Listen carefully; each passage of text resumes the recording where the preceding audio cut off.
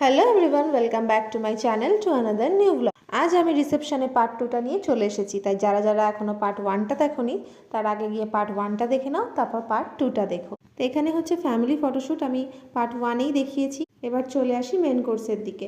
প্রথমেই রয়েছে স্যালাড, স্যালাডের সাথে সাথে ছিল এখানে পাস্তা, নুডলস, রায়তা, আরও অনেক কিছু। এবার আসছি মেন কোর্সে। ফার্স্টে রয়েছে নান, তারপর চিকেন ভর্তা, তারপরে ফিশ ফ্রাই, তারপরে রয়েছে স্টিম রাইস, তারপরেই রয়েছে বাসন্তী পোলাও। এগুলো সব হচ্ছে ননভেজ। তারপরেই রয়েছে মাটন কষা।